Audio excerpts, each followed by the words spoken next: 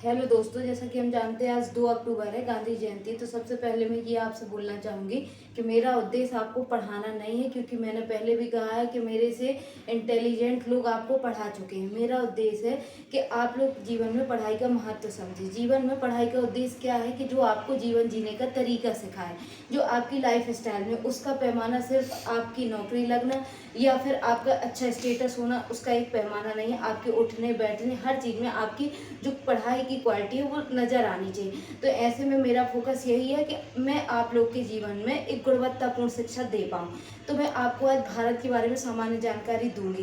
तो इसका उद्देश्य सिर्फ ये नहीं है कि आप एग्ज़ाम दे रहे हैं तो पढ़ें। इसका उद्देश्य ये है कि अगर आपसे कोई कहता है कि नेपाल में दुर्घटना आई है, तो आपको समझ होनी चाहिए कि नेपाल से हमारा बॉर्डर लगता है। ऐसे में नेपाल से इंडिया के लोग एक दूसरे में आते जाते हैं, तो इंडिया को भी उसका इम्पैक्ट होगा। लेकिन अगर वही दूसरी चीज़ यूएसए में कोई चीज़ डिजास्टर या आपदा आती है तो भारत को कम इम्पैक्ट करेगा।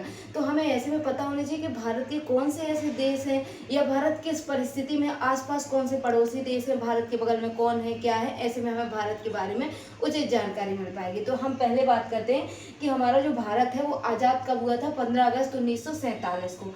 इसके बाद भारत के पड़ोसी देशों की, तो भारत के 8 पड़ोसी देश हैं। तो आप जैसा कि देख पा रहे हैं 8 पड़ोसी देशों में से 6 ऐसे देश हैं जैसे नेपाल, भूटान, चाइना, बांग्लादेश, पाकिस्तान, अफगानिस्तान, जो कि स्थलीय देश हैं, जो कि भारत से स्थल द्वारा टच होते हैं। लेकिन भारत के जो बीच में समुद्र है, 2 समुद्री पड़ोसी देश है, वो है श्रीलंका और मालदीव। इसके बाद अगर हम देखें तो भारत के पड़ोसी राज्य 8 है, उसके नाम मैंने लिख दिए हैं। अगर हम देखें कि भारत की जो पाकिस्तान और भारत और पाकिस्तान के बीच एक सीमा रेखा है, उसको हम किस नाम से जानते हैं, तो उसको हम रेड क्लिफ के नाम से जानते हैं। भारत और चीन के बीच एक रेखा है जिसको हम मैकमोहन के नाम से जानते हैं, और पाकिस्तान और अफगानिस्तान के बीच रेखा है उसको हम डूरंड रेखा के नाम से जानते हैं। इसके बाद अगर हम बात करें तो हमारे भारत का सबसे उत्तरी पॉइंट इंदिरा कॉल है, जो कि लद्दाख में है। इंदिरा कॉल है जो कि लद्दाख में है। इसके बाद किबुथु जो है पूर्वी पॉइंट है, जो कि कहाँ है, अरुणाचल प्रदेश में है। इसके बाद दक्षिणी पॉइंट इंदिरा पॉइंट है, जो कि ग्रेट निकोबार में है, और पश्चिमी पॉइंट है गुहार, जो कि गुजरात में स्थित है। इसके बाद हम देखेंगे कि भारत के पड़ोसी राज्य कितने हैं। और सबसे बड़ी बात, आपको एक चीज़ का कॉन्सेप्ट क्लियर होना चाहिए कि विश्व क्या होता है, देश क्या होता है, राज्य क्या होता है, संभाग क्या होते हैं, जिले क्या होते हैं। ऐसे में अगर आप कभी भी कोई चीज़ पढ़ेंगे तो आपको वो चीज़ें आसानी से याद हो जाएंगी। Thank you. महाद्वीप है।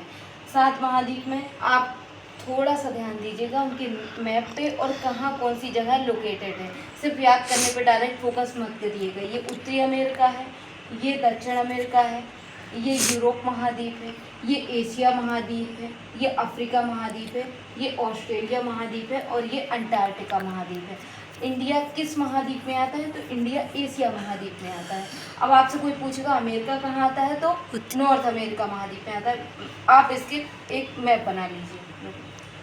के बारे में बताया था, उत्तरी अमेरिका, दक्षिण अमेरिका, एशिया महाद्वीप, यूरोप महाद्वीप, अफ्रीका महाद्वीप, ऑस्ट्रेलिया महाद्वीप और अंटार्कटिका महाद्वीप। तो उसके बाद अब हम जानेंगे कि जो हमारे विश्व के महाद्वीप हैं उनसे 3 रेखाएं गुजरती हैं। महासागरों से भी गुजरती हैं, लेकिन महाद्वीप के बारे में जानकारी बताएंगे। 3 रेखाएं गुजरती हैं। हमारे लिए सबसे इम्पोर्टेंट है कर्क रेखा, ट्रॉपिक ऑफ कैंसर, क्योंकि यहाँ से भारत से एकमात्र रेखा होकर गुजरती है, वो है कर्क रेखा। तो अब हम जानेंगे कि भारत में से कर्क रेखा किन राज्यों से होकर गुजरती है। तो भारत में से 8 राज्यों से कर्क रेखा होकर गुजरती है। राजस्थान, गुजरात, मध्य प्रदेश, छत्तीसगढ़, झारखंड, पश्चिम बंगाल, त्रिपुरा, मिजोरम। आराम से याद हो जाएगा। राजस्थान, गुजरात, मध्य प्रदेश, छत्तीसगढ़, झारखंड, पश्चिम बंगाल, त्रिपुरा, मिजोरम।